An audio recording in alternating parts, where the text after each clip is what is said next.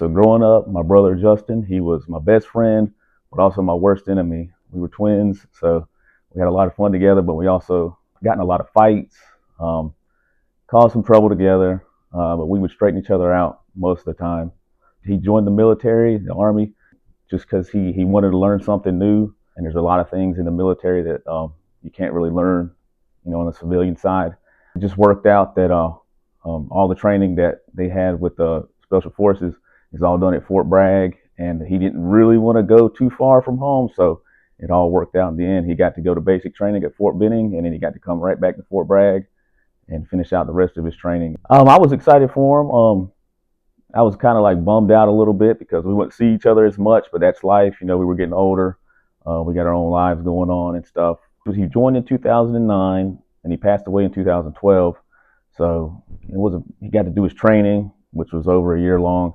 It was in Afghanistan, I guess specifically the Chalk district. He would call me on whatever this satellite phone. It was always like a different phone number every time, and I would just, he would tell me, if you see a number you don't recognize, just pick it up. So I would, and he would just tell me what was going on throughout the day and stuff he had seen, stuff that had happened, just to let us know that he was enjoying himself and he was, learning a lot and hanging out with some good people.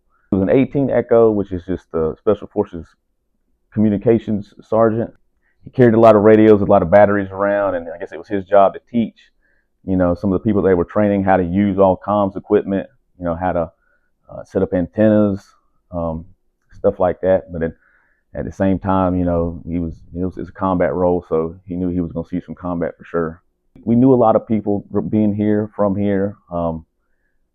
Most people have been friendly to us growing up. Did you go to Pinecrest? Yeah, we went to Pinecrest, so we had a lot of friends from school and old teachers and just parents from our friends, and just in general, since it being a military community, people like that I'd never met before anyway, just wanting to come through and pay their respects and just give their condolences. So overall, it was a good experience from the community. I had no complaints. Everybody did. I think it was just good. It was a good experience overall. But we were really close.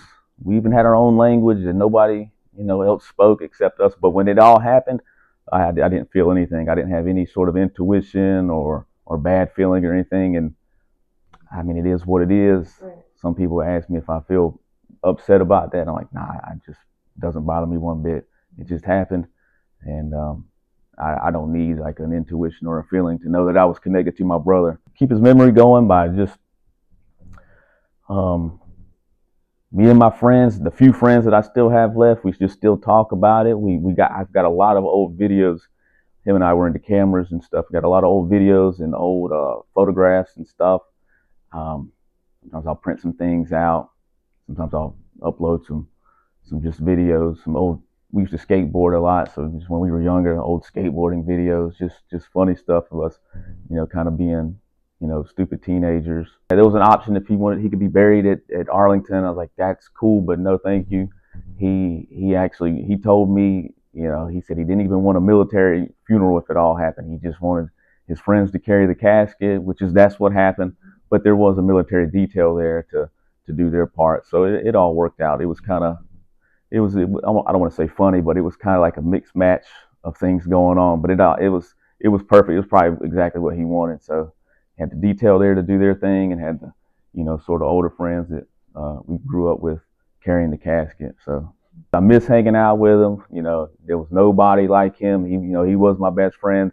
We would get in fist fights. I mean, it would be bloody noses and black eyes, and then we would pick each other up off the ground and go back to doing what we were doing. I do miss that. I do miss getting in those tussles and those, wrestling matches and those sort of, nothing too physical, but having that. And like I said, nobody understood him like I did, and nobody understands me like he did. So, but I mean, I got my parents and my wife and my kids, and we're all good. So, yeah, but I do miss him for sure. But I mean, that's just, it's life. It worked out the way it did, and I'm fine with it. My brother could be kind of a mean person. It's just he was kind of aggressive. I get it, but if you could at least get past the aggressiveness, he was really polite. He always tried to do the right thing, but it's if you could live with him for just like a more than a day, you can see, okay, this guy, he was kind, he was polite, he helped out a lot of people. I mean, he helped out a lot of our friends. He give you some money, take care of you, get you something to eat. Um, so I mean, he was good, and everybody who did, like I said, knew him for longer than a day, ended up liking him. If you could just get sort of past the abrasiveness, you would see that he was a kind, polite, person.